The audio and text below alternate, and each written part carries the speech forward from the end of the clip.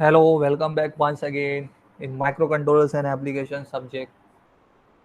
So in our last lecture, we have completed the programming of serial communication.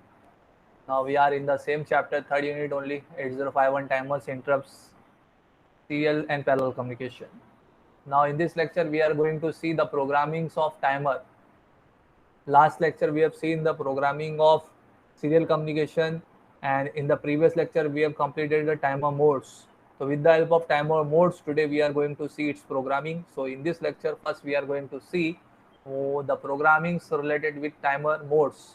So all the four modes which we have studied in timer 0, mode 0, or timer 1, mode 0. So mode 0 is nothing but it is a simple 13-bit timer. Mode 1 is 16-bit timer. Mode 2 is 8-bit auto reload mode, and mode 3 is split timer. So with the help of these modes of timers, we are going to see its programming. So today's learning objective of this lecture is develop and execute assembly language program to generate waveform using the timer modes. तो हम लोग को timer mode का इस्तेमाल करके क्या generate करना है, वेवफॉर्म्स को जनरेट करना है. अब वेवफॉर्म मेनली कौन सी वेवफॉर्म जनरेट होगी, square wave only. Square wave में आपको पता है कुछ टाइम तक के लिए हाई रखना पड़ता है, कुछ टाइम तक के लिए लो रखना पड़ता है. तो वो वेवफॉर्म आप इजीली जनरेट कर सकते हो किसके थ्रू, टाइमर मोड्स के थ्रू. तो in the end of this lecture you must be able to give the answer. Do you know different input output ports of microcontroller 8051? तो ये आपको पता है कितने मोड्स इनपुट आउटपुट पोर्ट्स है. Do you know different input output ports of microcontroller 8051? मेरे ख्याल से यहाँ पे ये तो कॉन्सेप्ट नहीं होना चाहिए था. पोर्ट्स से रिलेटेड तो हम लोग ने ऑलरेडी पढ़ चुके हैं. यहाँ पे ये क्वेश्चन शायद गलत फ्रेम हो गया. यहाँ पे क्वेश्चन ये आना चाहिए, do you know how to generate square wave with the help of different modes of timer. ये क्वेश्चन आपका होना चाहिए क्योंकि लर्निंग ऑब्जेक्टिव ये है. तो क्वेश्चन आपका ये होना चाहिए. ये पोर्ट से रिलेटेड क्वेश्चन शायद फ्रेमिंग गलत हो गया इधर पे. तो जब क्वेश्चन का लर्निंग ऑब्जेक्टिव क्या है, टॉपिक का लर्निंग ऑब्जेक्टिव ये है, develop and execute assembly language program to generate waveform using the timer mode. So आपका क्वेश्चन भी उसी तरीके से फ्रेम होना चाहिए. Do you know how to generate a waveform with the help of different modes of timer. Okay, तो मैंने यहाँ पे करेक्शन कर दिया. ये क्वेश्चन का फ्रेमिंग अपने हिसाब से मैंने करेक्ट करा दिया. कंटेंट क्या है ये लेक्चर का, introduction, steps to program in timer mode 1. तो पहले हम लोग टाइमर मोड 1 में क्या स्टेप्स इन्वॉल्व होता है प्रोग्राम करने के लिए वो देखेंगे. फिर steps for finding the count value. तो क्या काउंट वैल्यू डालना पड़ता है डिले के हिसाब से, TH रजिस्टर में, TL रजिस्टर में क्या वैल्यू जनरेट करना है, वो वैल्यू कैसे जनरेट होती है जो हम लोग को काउंट डालना पड़ता है वो देखेंगे. फिर असेंबली लैंग्वेज प्रोग्राम देखेंगे. तो पहले मोड 1 का देखेंगे, फिर उसके बाद मोड 2 का देखेंगे. तो मोड 1 जो है वो क्या है, 16-बिट टाइमर है, और मोड 2 जो है वो क्या है, 8-बिट ऑटो रिलोड है. तो 16-बिट टाइमर में किस तरीके से काउंट वैल्यू कैलकुलेट होता है पहले वो देखेंगे, फिर उसका प्रोग्रामिंग. फिर 8-बिट मोड में यानी मोड 2 में किस तरीके से काउंट कैलकुलेट होता है टाइमर का वो देखेंगे, फिर उससे रिलेटेड प्रोग्रामिंग. तो ये सारे कंटेंट्स है ये लेक्चर के. Concept map, steps to program timer. तो प्रोग्राम टाइमर के लिए स्टेप्स क्या इन्वॉल्व होते हैं पहले वो देखना है. फिर उसके बाद असेंबली लैंग्वेज प्रोग्राम करना है. क्या चीज जनरेट करने के लिए देखो यहाँ पे स्पेसिफाई किया हुआ है, कौन सी वेवफॉर्म, स्क्वायर वेवफॉर्म. तो स्क्वायर वेवफॉर्म हम लोग जनरेट करने वाले हैं टाइमर का मोड यूज करके. असेंबली लैंग्वेज प्रोग्राम लिखेंगे उससे रिलेटेड और स्क्वायर वेव को जनरेट करेंगे 8051 माइक्रो कंट्रोलर के थ्रू.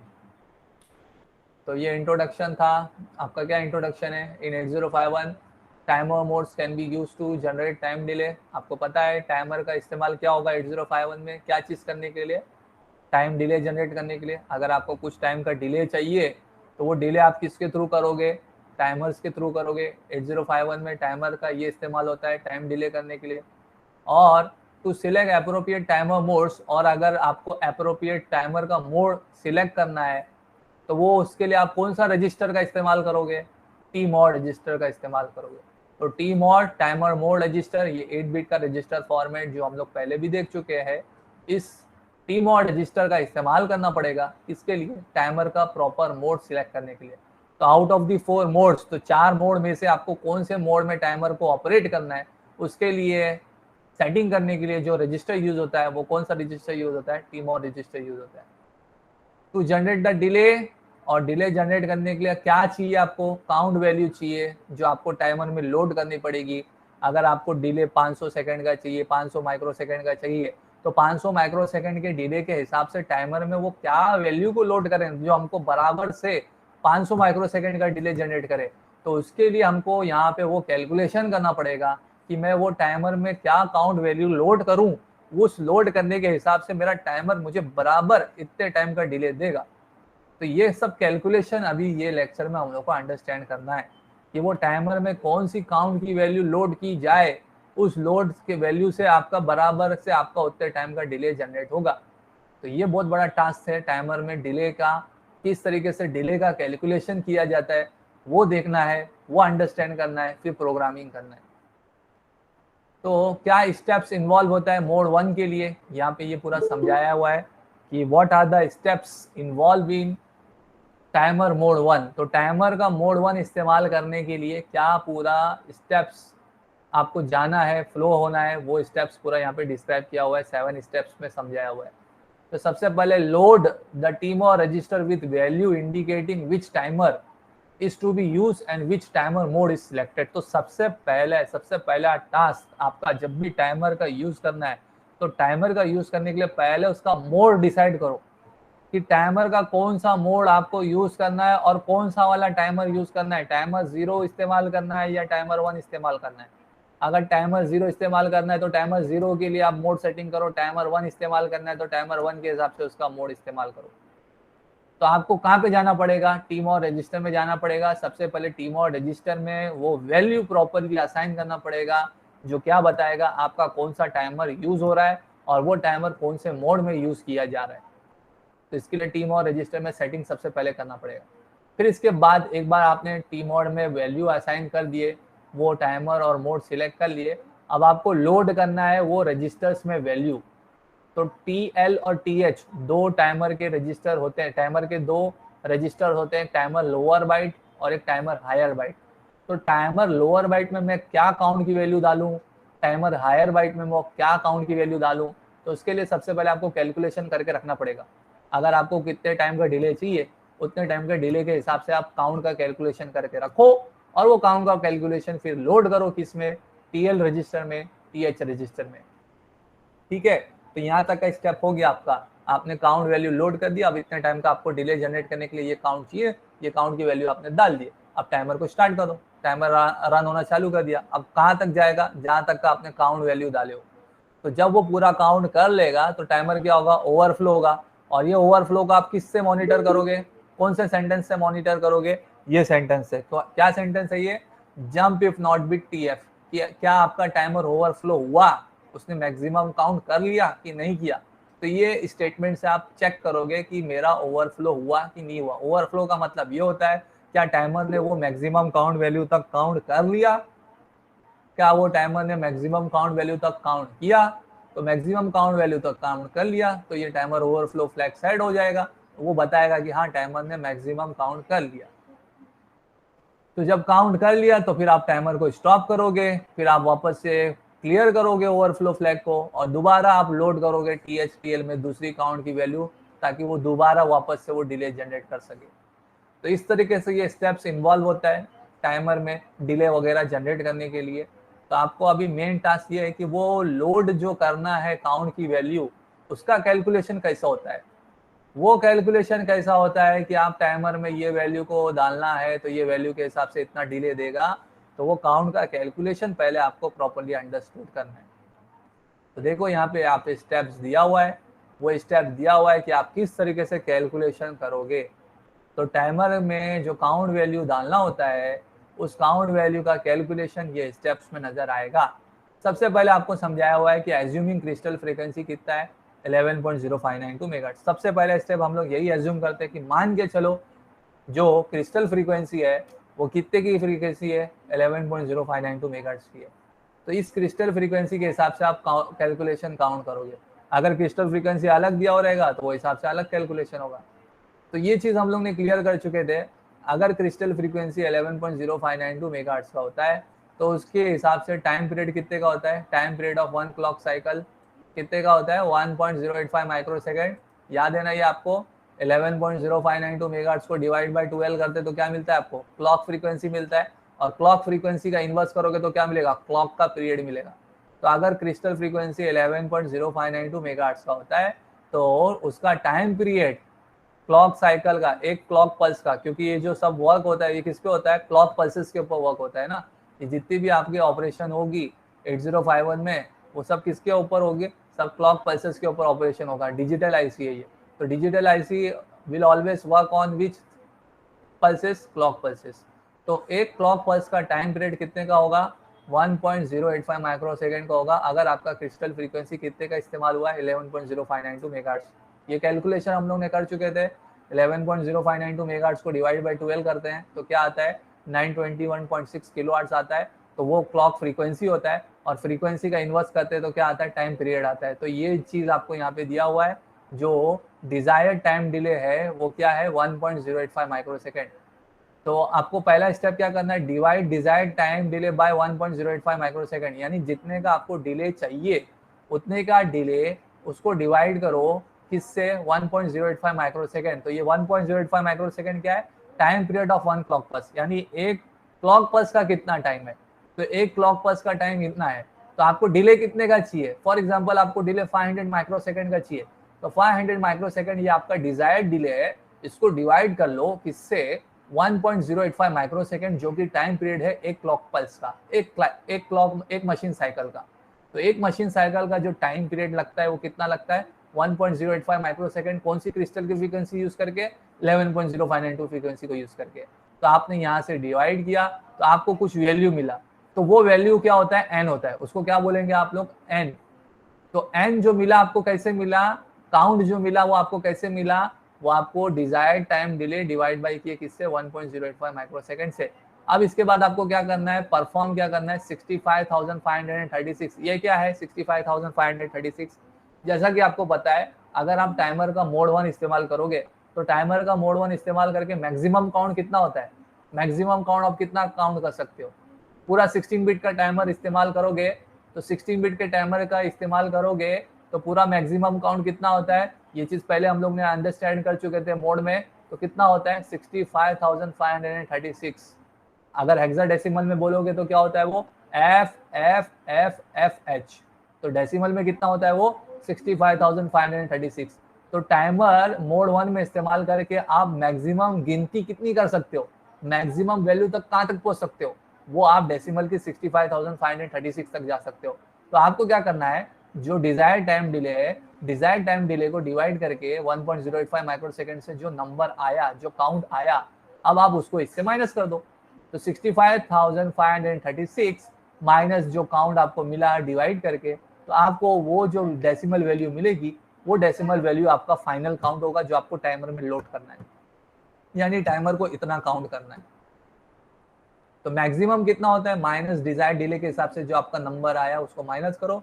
तो जो आंसर अब आपका आ गया इधर पे, वो जो आंसर आया वो आपका क्या है, डेसिमल वैल्यू ऑफ काउंट। अब उसको चाहे तो आप हेक्साडेसिमल में कन्वर्ट करो, तो हेक्साडेसिमल में जो आएगा तो वही वैल्यू को लोड करना है टीएल रजिस्टर में, टीएच रजिस्टर में।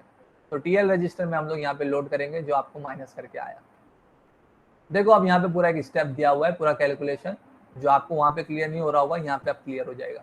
जैसा कि यहाँ पे क्वेश्चन दिया हुआ है, right an assembly language programme. अब आपको असेंबली लैंग्वेज प्रोग्राम लिखना है टू जनरेट, क्या जनरेट करने के लिए, continuous square wave. Continuous square wave आपको जनरेट करना है कितने किलोहर्ट्ज की, 1 किलोहर्ट्ज की। तो 1 किलोहर्ट्ज वाली स्क्वायर वेव आपको कंटिन्यूसली जनरेट करना है, कहाँ पे, P1.5 पोर्ट 1 की 5th बिट पे। तो पोर्ट 1 की 5th बिट पे आपको कंटिन्यूसली स्क्वायर वेव जनरेट करना है, कितनी फ्रीक्वेंसी की, 1 किलोहर्ट्ज की, यूजिंग मोड 1 ऑफ टाइमर 0। तो यहाँ पे स्पेसिफाई कर दिया इस क्वेश्चन में कि आपको टाइमर 0 इस्तेमाल करना है, वो भी किसमें, मोड 1 में। तो टाइमर 0 मोड 1, तो टाइमर 0 मोड 1 यानी 16 बिट का टाइमर होता है जिसमें मैक्सिमम काउंट कितना होगा, 65,536। तो हमेशा ये मोड को देख के ना ही समझ जाना कि मैक्सिमम काउंट क्या है इसका। तो मोड 1 में मैक्सिमम काउंट कितना होता है, 16 बिट के हिसाब से 65,536, क्योंकि 2⁻16 करते हो तो 2⁻16 कितना आता है, 65,536 आता है। तो ये चीज आपको क्लियर हो गई कि आपको टाइमर 0 का इस्तेमाल करना है मोड 1 में। और बाजू में यहाँ पे कंटिन्यूएशन में बोला है क्रिस्टल फ्रीक्वेंसी एज्यूम कर लो कितना, 11.0592 मेगाहर्ट्ज। तो ये पूरा कंप्लीट क्वेश्चन आपको दिया हुआ है। ये कंप्लीट क्वेश्चन इस तरीके से पूछता है टाइमर की प्रोग्रामिंग से रिलेटेड। तो आपको टाइमर 0 इस्तेमाल करना है मोड 1 में, और स्क्वायर वेव जनरेट करना है 1 किलोहर्ट्ज का, और उसमें क्रिस्टल फ्रीक्वेंसी यूज करने को कहा गया है 11.059 मेगाहर्ट्ज। अब ध्यान से आप लोग देखो, आप please pay attention. Square wave मतलब क्या होता है? स्क्वायर वेव का मतलब क्या होता है? कुछ टाइम के लिए हाई, कुछ टाइम के लिए लो, यही बोलते हैं ना स्क्वायर वेव। स्क्वायर वेव का मतलब क्या? For a particular time it is logic 1, for a particular time it is logic 0। कुछ टाइम तक का वो हाई होता है, कुछ टाइम तक का वो लो होता है। तो वो टाइम कितना है हाई रहने का, लो रहने का, तो वो कैलकुलेशन करना है अभी हम लोग को। तो स्क्वायर वेव कितने किलोहर्ट्ज का बोला है? तो स्क्वायर वेव 1 किलोहर्ट्ज का बोला है। तो स्क्वायर वेव 1 किलोहर्ट्ज का है, तो उसका टाइम पीरियड कितना हुआ? तो टाइम और फ्रीक्वेंसी में कौन सा रिलेशन होता है? इनवर्स का। तो time period of square wave यानी 1 अपॉन स्क्वायर वेव फ्रीक्वेंसी, तो 1 अपॉन 1 के करोगे तो आपको मिल जाएगा। तो 1 के का इनवर्स करोगे तो आपको क्या मिलेगा? 1 मिली सेकेंड। आप 1 मिली सेकेंड बोलो, या उसको माइक्रो सेकेंड में बोलना है तो माइक्रो सेकेंड में कितना होता है? 1000 माइक्रो सेकेंड। बात समझ में आई? तो स्क्वायर वेव का टाइम पीरियड कितना है? अगर स्क्वायर वेव की फ्रीक्वेंसी 1 किलोहर्ट्ज है, तो स्क्वायर वेव की फ्रीक्वेंसी 1 किलोहर्ट्ज है, तो उसका टाइम पीरियड कितना हुआ? 1000 माइक्रो सेकेंड हुआ, या उसको आप मिली सेकेंड में बोलोगे तो 1 मिली सेकेंड हुआ। यानी पूरी स्क्वायर वेव का टाइम पीरियड कितना है? 1000 माइक्रो सेकेंड का। अच्छा, स्क्वायर वेव में कुछ टाइम तक का ऊपर हाई होता है, कुछ टाइम तक का लो होता है, और दोनों सेम टाइम तक का हाई और सेम टाइम तक का लो होता है, ये तो आपको पता ही है। जो टाइम पीरियड के लिए हाई होता है वही टाइम पीरियड के लिए वो क्या होता है? लो भी होता है। तो यहाँ पे वही दिया हुआ है, T on is equals to T off is equals to to square wave by 2। यानी स्क्वायर वेव जितने टाइम के लिए ऑन हो रहा है या जितने टाइम के लिए ऑफ हो रहा है, वो टोटल टाइम पीरियड का हाफ होता है। अगर स्क्वायर वेव का फ्रीक्वेंसी 1000 माइक्रो सेकेंड है, तो वो कितने टाइम के लिए हाई होगा, कितने टाइम के लिए लो होगा? बराबर 500 माइक्रो सेकेंड के लिए हाई होगा, बराबर 500 माइक्रो सेकेंड के लिए लो होगा। ये क्लियर है? यहाँ तक समझ में आ रहा है सब लोग को? रिस्पॉन्स दो मुझे। हाँ सर, समझ में आ रहा है। स्क्वायर वेव की फ्रीक्वेंसी 1 किलोहर्ट्ज है, तो उसका टाइम पीरियड कितना हुआ? 1000 माइक्रो सेकेंड हुआ। तो 1000 माइक्रो सेकेंड का हाफ करेंगे तो मतलब क्या हुआ? 500 माइक्रो सेकेंड के लिए वो ऑन होता है और 500 माइक्रो सेकेंड के लिए वो ऑफ होता है। स्क्वायर वेव का 500 माइक्रो सेकेंड के लिए लॉजिक हाई रहता है, स्क्वायर वेव का 500 माइक्रो सेकेंड के लिए लॉजिक लो होता है। यहाँ तक सबको समझ में आया तो मुझे रिस्पॉन्स दो, प्लीज गिव रिस्पॉन्स। हाँ सर, समझ में आया।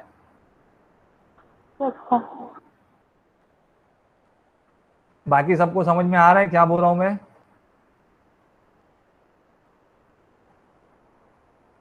तो स्क्वायर वेव कितने टाइम के लिए हाई है, कितने टाइम के लिए लो है, वो क्लियर है। तो 500 माइक्रो सेकेंड के लिए ये केस में हाई रहेगा, 500 माइक्रो सेकेंड के लिए ये केस में लो रहेगा।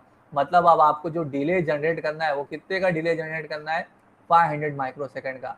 तो 500 माइक्रो सेकेंड का आपको डिले जनरेट करना है। इतने टाइम के लिए आपका हाई रहना चाहिए, इतने टाइम के लिए आपका लो रहना चाहिए। तो आपके पास क्रिस्टल फ्रीक्वेंसी कितना दिया हुआ है? 11.0592 मेगाहर्ट्ज। तो क्रिस्टल फ्रीक्वेंसी का इन्वर्स करोगे तो आपको यहाँ पे क्या मिलेगा? आपको टाइम पीरियड मिलेगा 1 क्लॉक पल्सेस का। तो क्रिस्टल फ्रीक्वेंसी डिवाइड बाय 12 करके 921.6 किलोहर्ट्ज आया था, और 921.6 किलोहर्ट्ज का आपने इन्वर्स किया था तो आपको यहाँ पे 1.085 माइक्रो सेकेंड आएगा, ये आपको पता है। तो एक मशीन साइकिल का जो टाइम पीरियड होता है वो कितने का होता है? 1.085 माइक्रो सेकेंड का, ये आपको पता है अच्छी तरीके से। अगर क्रिस्टल फ्रीक्वेंसी 11.0592 मेगाहर्ट्ज है, तो क्रिस्टल फ्रीक्वेंसी 11.0592 मेगाहर्ट्ज है, तो पहले उसको डिवाइड करना पड़ता है 12 से, फिर आपको 921.6 किलोहर्ट्ज मिलता है। फिर 921.6 किलोहर्ट्ज का इन्वर्स करोगे तब जाके आपको 1.085 माइक्रो सेकेंड मिलता है। यहाँ पे इसने डायरेक्टली गलत कर दिया है, TXTL इजिकल्स टू 1/FXTL, ऐसा ये नहीं होता है, यहाँ पे इस तरीके से नहीं आता है। आप इसको बराबर से करोगे, 921.6 किलोहर्ट्ज का इन्वर्स करोगे तब जाके आपको मिलेगा ये। मैंने आपको समझा चुका हूँ। पहले आपको क्या करना पड़ता है? क्रिस्टल फ्रीक्वेंसी को डिवाइड बाय 12 करना पड़ता है। तो डिवाइड बाय 12 करोगे तो 921.6 किलोहर्ट्ज आपका क्लॉक फ्रीक्वेंसी आता है। उस क्लॉक फ्रीक्वेंसी को आप डिवाइड करोगे, सॉरी इन्वर्स करोगे, तो आपको क्या मिलेगा?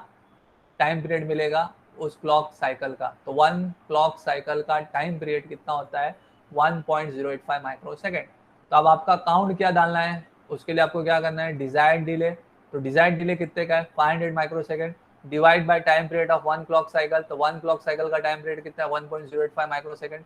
तो दोनों को डिवाइड कर लो तो आपको क्या मिला 460 मिला। क्या मिला आपको 460 मिला। तो 460 ये आपका काउंट वैल्यू मिला डिजायर्ड डिले के हिसाब से। तो आपको डिजायर्ड डिले कितने का है 500 माइक्रोसेकंड। उसको डिवाइड कर लो time period of 1 clock cycle से तो आपको यहाँ पे मिल गया काउंट वैल्यू। अब आपको टाइमर में वो काउंट वैल्यू कितनी लोड करना है उसके लिए आपको क्या करना पड़ेगा count value to be loaded in timer. तो टाइमर में जो काउंट वैल्यू लोड करना है उसके लिए आपको मैक्सिमम काउंट जो मैक्सिमम काउंट होता है वो कितना होता है 16 बिट टाइमर के हिसाब से 65,536। तो 65,536 को माइनस करो 460 जो आपको मिला यहाँ पे। तो 65,536 माइनस 460 आपको क्या मिला 65,076। तो ये काउंट वैल्यू आपको टाइमर में लोड करना है। तो ये वैल्यू आपको किस में मिला डेसिमल में। तो ये डेसिमल वैल्यू को आप कन्वर्ट करो हेक्साडेसिमल में। तो 65,076 डेसिमल का हेक्साडेसिमल में जब कन्वर्ट करोगे तो आपको हेक्साडेसिमल में उसका मिलेगा FE34H। तो FE34H ये आपके टाइमर की काउंट वैल्यू आई जो आपको टाइमर में लोड करना है FE34H। तो इज दैट क्लियर। तो अगर आपको 500 माइक्रोसेकंड का डिले चाहिए टाइमर से मोड 1 में तो वहां पे आपको टाइमर में वो जो लोड करना है वैल्यू वो कितनी लोड करना पड़ेगा FE34H लोड करना पड़ेगा तब जाके आपको 500 माइक्रोसेकंड का डिले जनरेट हो पाएगा। तो TH रजिस्टर में क्या जाएगा TL रजिस्टर में क्या जाएगा तो 34 टाइमर के लोअर बाइट में जाएगा लोअर रजिस्टर में जाएगा और FE जो वो टाइमर के हायर रजिस्टर में जाएगा। तो टाइमर 0 का जो लोअर बाइट है वो फील्ड किया जाएगा 34 से और टाइमर 0 का जो हायर बाइट है वो इस्तेमाल होगा लोड किससे होगा FE से।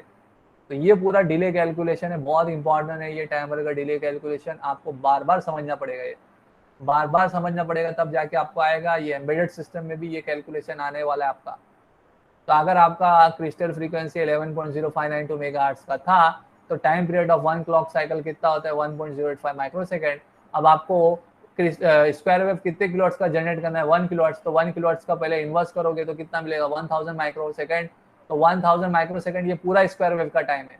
तो ऑन कितने के लिए रहेगा ऑफ कितने के लिए रहेगा उसका डिवाइड बाय 2 करना पड़ेगा। तो डिवाइड बाय 2 करोगे तो आपको 500 माइक्रोसेकंड के लिए ऑन रखना है 500 माइक्रोसेकंड के लिए ऑफ रखना है। यानी डिले कितने का जनरेट करना है आपको डिले आपको 500 माइक्रोसेकंड का जनरेट करना है। तो 500 माइक्रोसेकंड का डिले जनरेट करने के लिए आपको काउंट वैल्यू जो कैलकुलेशन करना है 500 microsecond divide by time period of 1 clock pulse. तो time period of 1 clock pulse 1.085 microsecond का उससे डिवाइड करोगे तो 460 मिलेगा। और maximum count of the timer कितना है 65,536 माइनस 460। तो ये जो आंसर आया ये वैल्यू आपको लोड करना है टाइमर में। तो ये डेसिमल में था इसका हेक्साडेसिमल में कन्वर्ट करो तो आपको FE34 मिलेगा। अभी FE34 में लोअर बाइट में 34 जाएगा हायर बाइट में FE जाएगा। तो देखो ये प्रोग्राम है। ये प्रोग्राम में आप क्या कर रहे हो स्क्वायर वेव को जनरेट कर रहे हो पोर्ट 1 की 5th बिट पे। तो सबसे पहले टाइमर का मोड सेट किया आपने। टीमोड रजिस्टर में क्या डालना पड़ेगा आपको टीमोड रजिस्टर में आपको क्या डालना पड़ेगा टीमोड रजिस्टर में आपको डालना पड़ेगा 01। क्या है ये 01 ये 01 डाल के आप क्या बता रहे हो कि टाइमर 0 का इस्तेमाल कर रहे हो वो भी किस में मोड 1 में। तो अगर टीमोड रजिस्टर में इमीडिएटली 01 वैल्यू लोड करते हो तो इसका मतलब क्या होता है you are using timer 0 in which mode mode 1। फिर इसके बाद आप क्या करो TL0 में काउंट वैल्यू डालो TS0 में काउंट वैल्यू डालो। तो यहाँ से आपको TL0 TS0 की काउंट वैल्यू मिल गई। तो TL0 में क्या जाएगा 34 और TS0 में क्या जाएगा FE किस लिए कितने के डिले के लिए 500 माइक्रोसेकंड के डिले के लिए। तो हम लोग ने ये पूरा कैलकुलेशन किए। ये कैलकुलेशन से जो काउंट मिला वो काउंट की वैल्यू अब हम लोग लोड कर रहे हैं। तो TL0 में 34H TS0 में FEH 0 डालना पड़ेगा क्योंकि अल्फाबेट है ये पहले। तो अल्फाबेट कभी भी डेटा रहता है तो उसके आगे 0 प्रिकॉशनरी डालना पड़ता है। तो 0 FEH लिखा हुआ है। तो इस तरीके से आपने क्या किए ये काउंट वैल्यू लोड कर दिए। आप टाइमर को स्टार्ट कर दो। तो सेट बिट TR0 तो टाइमर 0 है तो TR0 बिट को सेट करना पड़ेगा। तो सेट बिट TR0 से आपका टाइमर स्टार्ट हो गया। अब चेक करो कि क्या वो उसने ओवरफ्लो हुआ कि नहीं हुआ पूरा काउंट अचीव किया कि नहीं किया। तो जब तक का पूरा काउंट कर नहीं लेता है टाइमर ओवरफ्लो होगा नहीं। तो आप मॉनिटर कर रहे हो jump if not bit TF0। तो TF0 जब तक ओवरफ्लो नहीं होगा तब तक वो स्टेटमेंट को चेक करता रहेगा। यहाँ पे जंप करता रहेगा जंप इफ नॉट बिट जब तक का बिट नहीं हुआ है जब तक का TF0 सेट नहीं हुआ है तो ये स्टेटमेंट चेक करता रहेगा। जैसे ही वो ओवरफ्लो हो गया तो ये बिट क्या हो जाएगा सेट हो जाएगा। फिर नीचे आएगा आप टाइमर को बंद करो क्लियर TR0 से स्टॉप करो टाइमर को। अब इसके बाद कॉम्प्लीमेंट करो किसको P1.5 को। तो P1.5 बिट अगर पहले लॉजिक 0 था तो अब वो कॉम्प्लीमेंट होके क्या हो जाएगा, लॉजिक 1 हो जाएगा। बात समझ में आ रही है? हम लोग को स्क्वायर वेव कहाँ पे जनरेट करना है, पोर्ट 1 की 5th बिट पे। तो पोर्ट 1 की 5th बिट पहले अगर 0 थी तो वो 0 कितने टाइम तक का हुआ, 500 माइक्रोसेकंड तक का हुआ। अब इसको कॉम्प्लीमेंट कर दो, तो कॉम्प्लीमेंट करोगे तो क्या हो जाएगा, वो क्या हो जाएगा, कॉम्प्लीमेंट करोगे तो वो हो जाएगा 0, लॉजिक 0 था तो लॉजिक 1 हो जाएगा। मेरे हिसाब से यहाँ पे एक स्टेटमेंट मिसिंग था। यहाँ पे आपको ना सबसे पहले सेट बिट करना था। क्या सेट बिट करना था, P1.5। तो पहले आप इधर पे एक बार सेट कर दो तो चलेगा, सेट करने के बाद में कॉम्प्लीमेंट करते रहो चलेगा। या नहीं तो डायरेक्टली बाय डिफॉल्ट कॉम्प्लीमेंट भी करोगे तो चलेगा। अगर वो प्रीवियसली 0 था तो 1 हो जाएगा, और अगर 1 था तो क्या हो जाएगा, 0 हो जाएगा। कॉम्प्लीमेंट का मतलब क्या होता है, लॉजिक 1 का 0, लॉजिक 0 का 1। तो what ever the status of port 1.5, अगर पोर्ट 1 का 5th बिट पहले 0 था तो कॉम्प्लीमेंट होके क्या हो जाएगा, 1 हो जाएगा। तो आपने कॉम्प्लीमेंट किया, फिर ओवरफ्लो को क्लियर किया, शॉर्ट जम अगेन, वापस से आप दोबारा गए, दोबारा से आपने count value, same count value load किए, टाइमर को स्टार्ट किए, फिर टाइमर चेक करेगा पूरा काउंट किया कि नहीं किया। यानी जितने टाइम के लिए वो पहले 0 था तो उतने टाइम के लिए अभी वो क्या रहेगा, 1 रहेगा। तो इस तरीके से आप क्या कर रहे हो, कंटिन्यूसली आप यहाँ पे पोर्ट 1 की 5th बिट को 500 माइक्रोसेकंड के लिए ऑन कर रहे हो, 500 माइक्रोसेकंड के लिए ऑफ कर रहे हो। तो इस तरीके से आप क्या जनरेट कर रहे हो, स्क्वायर वेव। तो you are able to generate square wave with the help of timer 0 mode 1। तो टाइमर 0 का मोड 1 इस्तेमाल करके आपने स्क्वायर वेव जनरेट किए। कौन सी पिन पे, पोर्ट 1 की 5th बिट पे। Okay, clear. तो ये डिले कैलकुलेशन बहुत इंपॉर्टेंट होता है। अब हम लोग को देखना है, वही प्रोग्राम करना है टाइमर का मोड 2 में। तो जैसा कि आपको पता है टाइमर मोड 2 में कैसा काम करता है, it is operating as 8 bit auto reload. Auto reload पता है ना, जो ऑटोमेटिकली काउंट वैल्यू को क्या कर लेता है, अपने आप लोड कर लेता है। तो ऑटोमेटिकली काउंट वैल्यू को क्या करता है, वो लोड करता है। आपको खुद से काउंट वैल्यू को देना नहीं पड़ता है, दोबारा आपको काउंट वैल्यू डालना नहीं पड़ता है, वो ऑटोमेटिकली वो काउंट वैल्यू को अपने आप लोड कर लेगा। एक बार बस टाइमर को आपने स्टार्ट कर दिए तो टाइमर ओवरफ्लो होगा, ऑटोमेटिकली वो काउंट वैल्यू को दोबारा अपने आप से लोड कर लेगा। तो मोड 2 में टाइमर आपका कैसा काम करता है, 8 बिट में काम करता है। तो 8 बिट का मैक्सिमम काउंट कितना होगा, 8 बिट का मैक्सिमम काउंट कितना होगा, अगर 16 बिट का 65,536 है तो 8 बिट का मैक्सिमम काउंट कितना होगा, टेल मी। 255, या डेसिमल में बोलो तो 256, ठीक है। 256, 2⁻8 256 होता है। 0 to 255 होता है काउंट करने में, और ऐसा बोला जाए तो 256। तो आपको सबसे पहले क्या करना है, स्टेप्स, क्या स्टेप्स है मोड 2 में। पहले तो आप टी मोड में डिसाइड करो कि आप टाइमर को इस्तेमाल कर रहे हो किसमें, मोड 2 में। तो टी मोड में वो वैल्यू डालना पड़ेगा बताने के लिए कि आप टाइमर का इस्तेमाल कर रहे हो, 0 हो या 1 हो, किसमें, मोड 2 में। फिर आपको TH रजिस्टर में वैल्यू डालना पड़ेगा। तो मोड 2 में हमेशा आपको TH रजिस्टर में लोड करना पड़ता है, और ये TH वाली वैल्यू ऑटोमेटिकली किसमें कॉपी होती है, TL रजिस्टर में। तो हम लोग को मोड 2 में जब भी इस्तेमाल करते हैं तो काउंट वैल्यू किस में डालना पड़ता है, टाइमर हायर बाइट में। तो टाइमर हायर बाइट की वैल्यू ऑटोमेटिकली ही कहाँ पे चली जाती है, किस में चली जाती है, TL रजिस्टर में चली जाती है, ठीक है। तो आप क्या करो, लोड करो TH रजिस्टर में इनिशियल काउंट वैल्यू, फिर टाइमर को स्टार्ट कर दो, टाइमर स्टार्ट हो जाएगा, चालू कर दो। फिर मॉनिटर करो ओवरफ्लो हुआ कि नहीं हुआ, किससे, जंप इफ नॉट बिट से। तो जंप इफ नॉट बिट से आप क्या करोगे, मॉनिटर करोगे कि टाइमर का ओवरफ्लो हुआ कि नहीं हुआ। अगर ओवरफ्लो हो गया तो वापस से आप इसको क्या करो, TF को क्लियर कर दो, और वापस से दोबारा आप वो चीज़ को रिपीट करते रहो, क्योंकि ये ऑटो रिलोड है। तो गो टू स्टेप नंबर 4, वापस से आप क्या करो, मॉनिटर करो कि आपका ये ओवरफ्लो दोबारा हुआ कि नहीं हुआ, क्योंकि ऑटो रिलोड में दोबारा वो अपने आप क्या कर लेगा, वैल्यू को लोड कर लेगा। तो आपको काउंट वैल्यू दोबारा डालने की जरूरत नहीं है, जस्ट आपको दोबारा वापस से चेक करना है क्या वो ओवरफ्लो वापस से हुआ कि नहीं हुआ। इसलिए यहाँ पे लिखा हुआ है go back to step number 4। तो स्टेप नंबर 4 क्या है, दोबारा आप खाली क्या करो, खाली चेक करो कि ओवरफ्लो हो रहा है कि नहीं हो रहा है, ओवरफ्लो हो रहा है कि नहीं हो रहा है, ठीक है। समझ में आई बात। तो हम लोग यहाँ पे प्रोग्राम देखेंगे इससे रिलेटेड। तो प्रोग्राम क्या है यहाँ पे, steps for finding TH register. तो TH रजिस्टर में वो काउंट वैल्यू कैसे मालूम करें, तो उसका स्टेप दिया हुआ है।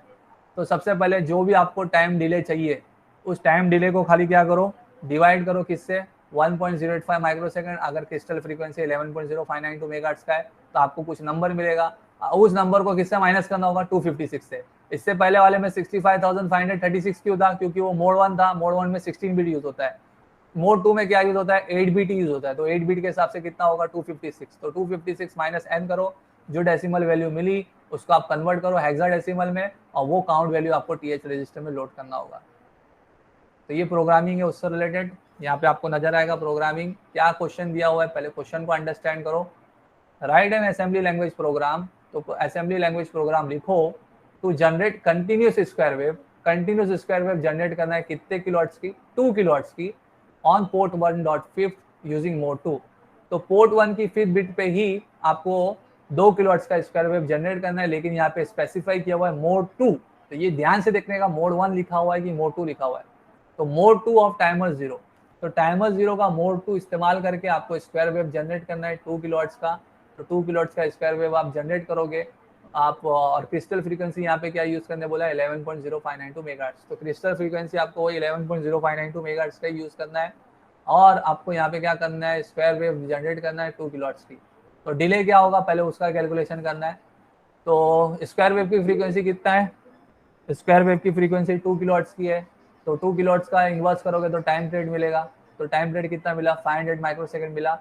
तो कितने टाइम के लिए डिले चाहिए, तो ऑन और ऑफ कितने का होगा, डिवाइड बाई 2 करोगे तो 250 माइक्रोसेकंड, तो 250 माइक्रोसेकंड के लिए आपको ऑन रखना है, 250 माइक्रोसेकंड के लिए आपको ऑफ रखना है। बात बराबर है, समझ में आई। तो अभी यहाँ पे क्वेश्चन में 2 किलोहर्ट्ज दिया है, तो 2 किलोहर्ट्ज का इन्वर्स करोगे तो 500 माइक्रोसेकंड मिलेगा, तो 500 माइक्रोसेकंड ये टोटल स्क्वायर वेव का टाइम पीरियड है। तो ऑन कितने के लिए, ऑफ कितने के लिए, तो हाफ करना पड़ेगा, 500 का हाफ करो तो ऑन कितने के लिए रहेगा 250, ऑफ कितने के लिए रहेगा 250। तो अपने को डिले जो कैलकुलेट करना है वो कितने का करना है 250 माइक्रोसेकंड का। तो 250 माइक्रोसेकंड का डिले के लिए आप काउंट वैल्यू यहाँ पे देखो, 250 माइक्रोसेकंड डिवाइड बाय 1.085 माइक्रोसेकंड, आपको क्या मिला 230 मिला। अब इस 230 को माइनस करो किससे, मैक्सिमम काउंट, तो 256 माइनस 230 करोगे तो कितना आएगा 26। तो ये 26 जो वैल्यू आया डेसिमल में आया, इसका हेक्साडेसिमल में कन्वर्ट करोगे तो कितना आएगा 1AH। तो ये 1AH आपको TH रजिस्टर में लोड करना पड़ेगा, तो 1AH वैल्यू आपको लोड करना पड़ेगा TH रजिस्टर में। तो यहाँ पे देखो प्रोग्राम लिखा हुआ है मूव टी मोड कमा हैश 0 to H, तो इसका मतलब क्या हुआ, आप टाइमर 0 का इस्तेमाल कर रहे हो किसमें, मोड 2 में, तो टाइमर 0 मोड 2, तो टी मोड रजिस्टर में आपको 0 to H डालना पड़ेगा। TH 0 में आप क्या डाल रहे हो इमीडिएटली 1AH, क्यों, क्योंकि आपने अभी कैलकुलेट किए काउंट 1AH किसके लिए, 250 माइक्रोसेकंड के डिले के लिए, तो 250 माइक्रोसेकंड डिले के लिए आपको TH 0 में क्या काउंट वैल्यू डालना पड़ेगा 1AH, तो आपने 1AH डाल दिए। अब टाइमर को स्टार्ट कर दो, अब टाइमर आपका रन करना चालू किया, आपको खाली क्या चेक करना है जंप इफ नॉट बिट, क्या ओवरफ्लो हुआ कि नहीं हुआ, मैक्सिमम काउंट किया कि नहीं किया। तो मैक्सिमम काउंट हो गया तो टाइमर को स्टॉप कर दो, टाइमर स्टॉप हो जाएगा। टाइमर एक बार स्टॉप हो गया तो कॉम्प्लीमेंट कर दो, अब कुछ उतने टाइम के लिए आपका ऑन था, अब उसके बाद आप कॉम्प्लीमेंट करो तो ऑफ हो जाएगा। फिर क्लियर करो TF0 ओवरफ्लो को क्लियर करो, शॉर्ट जंप अगेन, तो दोबारा काउंट वैल्यू को लोड करो। हालांकि मैं मोड 2 में मैंने आपको क्या बताया था, ऑटोमेटिकली लोड होता है टाइमर, ऑटोमेटिकली टाइमर की वैल्यू क्या होती है लोड होती है, लेकिन यहाँ पे ये स्टेटमेंट इधर पे लिख के क्लियर TR0 लिख के आपने टाइमर को स्टॉप करा दिया था। तो जब आप टाइमर को स्टॉप करा दोगे तो दोबारा आपको काउंट वैल्यू लोड करना पड़ेगा। तो इसके लिए आपको यहाँ पे नजर आ रहा है शॉर्ट जंप अगेन में दोबारा आप काउंट की वैल्यू लोड कर रहे हो। तो अगर आप ये नहीं लिखते ना, क्लियर TR0 नहीं लिखते, तो क्लियर TR0 नहीं लिखते तो आप डायरेक्टली शॉर्ट जंप अगेन यहाँ पे कर सकते थे, कहाँ पे, jump if not be TF0 पे, क्योंकि टाइमर जब चालू है तो वो ऑटोमेटिकली वैल्यू काउंट को लोड कर रहा है, दोबारा वो ओवरफ्लो होगा। तो आपको सिर्फ मॉनिटर ये करना था कि दोबारा ओवरफ्लो हुआ कि नहीं हुआ। लेकिन ये प्रोग्रामिंग में क्या किया गया है, ये प्रोग्रामिंग में आपने टाइमर को स्टॉप किए, तो टाइमर को स्टॉप किए, फिर इसके बाद आपने कॉम्प्लीमेंट किए, और फिर दोबारा आप क्या कर रहे हो, यहाँ पे क्लियर कर रहे हो TF0, क्योंकि एक बार TF0 हो गया, सेट हो गया, फिर शॉर्ट जंप अगेन में वापस से जाके आप काउंट वैल्यू को लोड कर रहे हो, तो काउंट वैल्यू को दोबारा आपको लोड करना पड़ रहा है TF0 से। तो अगर ये स्टेटमेंट नहीं यूज करते हैं तो हम लोग डायरेक्टली शॉर्ट जंप अगेन कहाँ पे करते हैं, यहाँ पे, क्योंकि हमको लोड करने की जरूरत नहीं पड़ती वैल्यू। तो आई होप आप लोगों को समझ में आया होगा ये। Now the time is to attempt MCQ set. तो इससे रिलेटेड MCQ सेट क्या है, उसके क्वेश्चन को देख लेते हैं हम लोग। तो यहाँ पे दिया हुआ है to select appropriate modes of timer dash is loaded with data. तो अगर आपको टाइमर का मोड अप्रोप्रिएटली सिलेक्ट करना है तो कौन से रजिस्टर में लोड करना पड़ता है डेटा, टाइमर के मोड को सिलेक्ट करने के लिए कौन से रजिस्टर में सिलेक्ट देना पड़ता है डेटा? T0, Tmod, Tcon, किसमें? Tmod register, very good. तो Tmod रजिस्टर में आप यस Tmod रजिस्टर में आपको डेटा लोड करना पड़ता है। Clock count can be given as, तो क्लॉक का काउंट कैसे आपको मिलता है? Maximum count minus count plus 1 करके, maximum count minus count plus 15 करके, मैक्सिमम काउंट प्लस काउंट। ये जो मैक्सिमम काउंट है वो कौन सा काउंट है मालूम है ना आपको? मैक्सिमम काउंट ये आपका वो काउंट है 65,535। अगर आप 2 रेज़ टू दी पावर वो करते हो 16, तो maximum count minus count plus 1, या नहीं तो आप इसको इस तरीके से भी बोल सकते हो, मैक्सिमम काउंट प्लस 1 करके 65,536 होता है। तो 65,535 प्लस 1 करोगे तो 65,536 होगा। तो ऑप्शन ए इसका करेक्ट आंसर है। Clock count can be given as maximum count minus count plus 1। अब यहाँ पे देखो, to generate square wave of 1 kilohertz, तो 1 किलोहर्ट्ज का स्क्वायर वेव जनरेट करने के लिए count value dash is loaded timer register. तो आपको क्या काउंट वैल्यू डालना पड़ेगा अगर आपको 1 किलोहर्ट्ज का स्क्वायर वेव जनरेट करना है मोड 1 का इस्तेमाल करके? ये मोड 1 की बात भी नहीं चल रही है, यानी यहाँ पे खाली काउंट वैल्यू पूछ रहा है। Count value to be loaded in timer नहीं पूछ रहा है, काउंट वैल्यू खाली पूछ रहा है। तो क्या होगा? 1 किलोहर्ट्ज का स्क्वायर वेव जनरेट करने के लिए काउंट वैल्यू क्या आता है? 460। अभी 460 क्या आता है? 460 yes. Dash is the frequency of the clock that is being used as the clock source for the timer. तो कौन सी फ्रीक्वेंसी यूज होती है? Dash is the frequency of the clock that is being used as the clock source for the timer. क्या होता है? Crystal frequency divide by 12, crystal frequency divide by 24, क्या होता है? हम लोग ने बहुत बार कर चुके हैं ना। तो controllers crystal frequency divide by 12, option C controllers crystal frequency divide by 12। Controller crystal frequency 12। हाँ वेरी गुड। फिर यहाँ पे नेक्स्ट क्वेश्चन यहाँ पे दिया हुआ है, dash are the roll over value of the timer in mode 0, mode 1, mode 2। तो मोड 0, मोड 1, मोड 2 में क्या क्या ओवरफ्लो होने वाली वैल्यू है? मैक्सिमम काउंट वैल्यू क्या क्या है? तो मोड 0 में 16 बिट का टाइमर काम करता है कि 13 बिट का टाइमर काम करता है? टाइमर मोड 0 में टाइमर कौन सा बिट का काम करता है? 13 बिट या 16 बिट? 16 नहीं, मोड 1 में 13 16 बिट का काम। 13 हाँ 13 बिट। तो 13 बिट का जो मैक्सिमम काउंट होगा वो क्या होगा? क्या होगा वो? 1 एफ एफ एफ एच। ठीक है, तो मैक्सिमम काउंट क्या होगा 13 बिट का? 1 F F F H. Mode 1 में 16 बिट होता है तो पूरा क्या होगा? F F F F H. और मोड 2 में 8 बिट का होता है तो क्या होगा? F F H. तो ऑप्शन सी इसका करेक्ट आंसर है। तो ऑप्शन सी इसका करेक्ट आंसर है। मोड 0 में 13 बिट, मोड 1 में 16 बिट, मोड 2 में 8 बिट। तो वो हिसाब से इसका यहाँ पे दिया हुआ है। इसका लास्ट क्वेश्चन, अगर टी ऑन 100 माइक्रोसेकंड का है और क्रिस्टल फ्रीक्वेंसी 1.085 माइक्रोसेकंड का है तो काउंट कितना देना पड़ेगा? टाइमर का ऑन टाइम 100 माइक्रोसेकंड और क्रिस्टल का फ्रीक्वेंसी का जो टाइम पीरियड दिया हुआ है, time period of crystal 1.085 microsecond, तो वो हिसाब से काउंट कितना आएगा? आपको सिंपली डिवाइड करना है। 100 माइक्रो को डिवाइड करो 1.085 से, मुझे बताओ 100 डिवाइड बाय 1.085 करो, बताओ कितना आता है? जल्दी बताओ। 100 divide by 1.085, 100 divide by 1.085,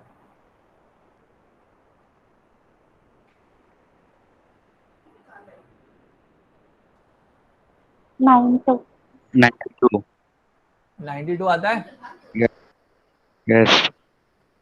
okay, तो पहले का आंसर आपका बी था टीमोर, सेकंड वाले का answer maximum count minus count plus 1 option A, यहाँ पे 460, और यहाँ पे option C crystal frequency divide by 12, यहाँ पे ऑप्शन सी में आपका ये आंसर, और यहाँ पे डी 92। Very good. तो ये था आपका एमसीक्यू सेट भी कर लिया आपने। Thank you all of you for this lecture, for listening understanding. Thank you very much.